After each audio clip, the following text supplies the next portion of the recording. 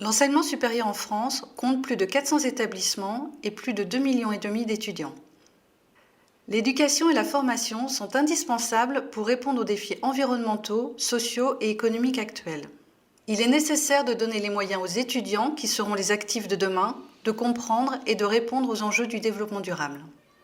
L'enseignement supérieur doit servir d'exemple et intégrer le développement durable tant dans les enseignements dispensés que dans le fonctionnement des établissements.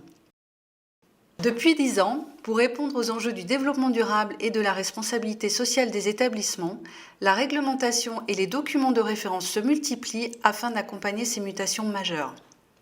Au niveau international, les 17 Objectifs de développement durable, ODD, adoptés par l'ONU pour 2030, s'imposent comme un référentiel commun à 193 pays.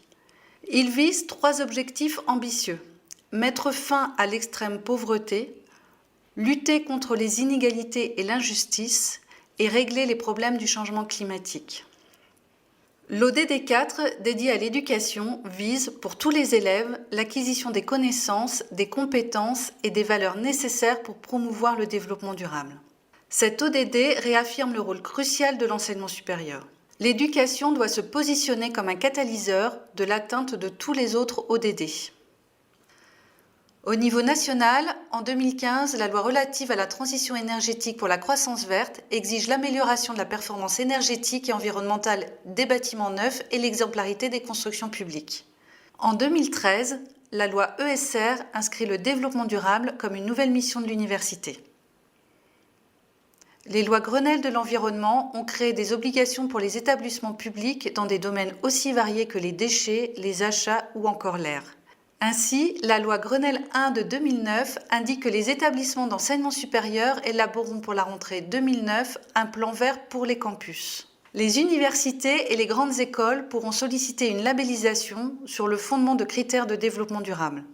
À cet effet, le plan vert s'est matérialisé par un outil conçu par la Conférence des présidents d'université et la Conférence des grandes écoles, appelé référentiel des DRS en 2010.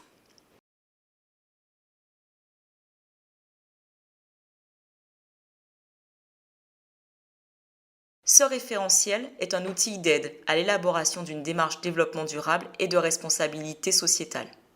Il permet de construire sa stratégie des DRS.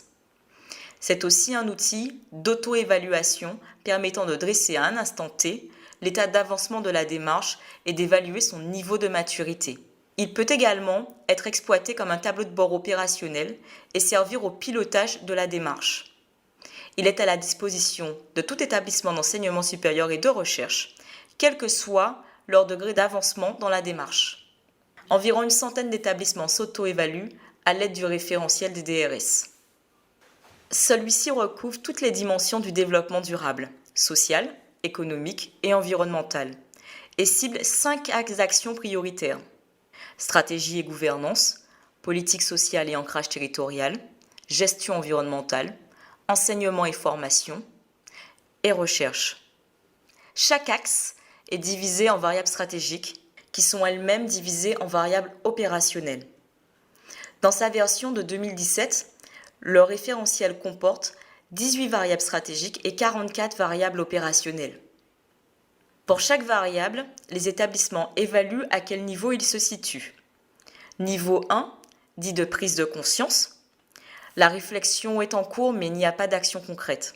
Niveau 2, dit d'initiation. Quelques actions ponctuelles sont entreprises. Niveau 3, dit de conformité aux objectifs du plan vert.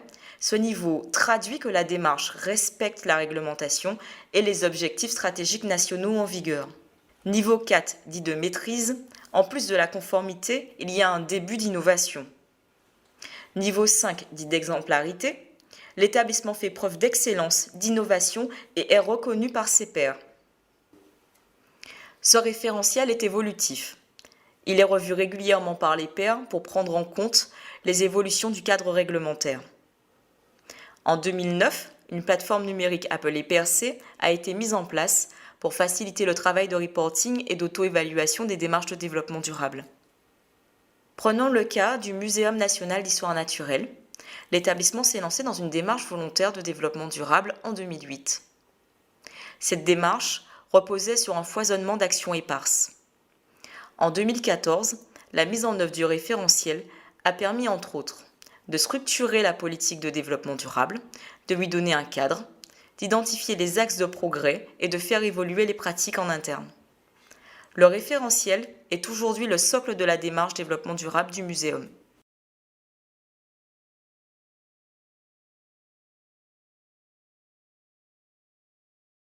Les établissements qui le souhaitent peuvent s'inscrire dans une démarche de labellisation à condition de disposer d'au moins 9 variables stratégiques à un niveau supérieur ou égal à 3. Le label DDRS est un dispositif créé et conçu par les établissements d'enseignement supérieur sous l'impulsion des conférences des présidents d'universités et des grandes écoles. Il s'impose comme le label de référence nationale de l'engagement dans les démarches de responsabilité sociétale pour l'enseignement supérieur. La labellisation a une durée maximale de 4 ans. En 2018, 23 établissements ont obtenu ce label. Prenons le cas d'Agrocampus Ouest qui a obtenu ce label en 2017. Faire labelliser l'établissement pour sa démarche de développement durable et de responsabilité sociétale avait pour objectif de rendre visible l'engagement de l'établissement au niveau national et international. Le processus de labellisation est exigeant et rigoureux et nécessite l'implication de tous les acteurs de l'établissement. C'est une démarche collective qui est porteuse de sens pour chacun et chacune et de reconnaissance du travail accompli. Le label est attribué par un comité de labellisation à l'issue d'un processus d'audit mené par les pairs et par des étudiants.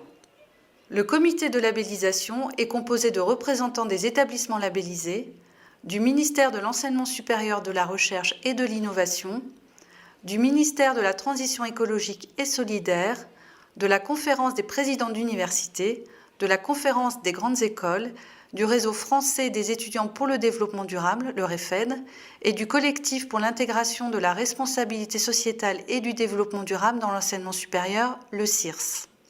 Ce dernier est l'opérateur du label.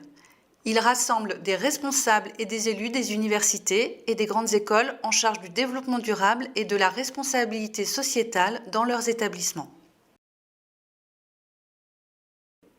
Il appartient aux établissements de déterminer et de mettre en œuvre leur politique DDRS et de la disséminer dans leur fonctionnement et leur mission pour répondre aux exigences réglementaires. Pour ce faire, la communauté de l'ESR développe des outils dont les établissements sont à la fois les artisans et les bénéficiaires. Ces outils, tels que le référentiel des DRS et le dispositif de la labellisation, permettent de renforcer, de professionnaliser les démarches de DDRS des établissements. En outre, la communauté de l'ESR s'organise en réseau d'acteurs, afin de diffuser les retours d'expérience entre pairs et de favoriser la montée en compétences de tous les acteurs.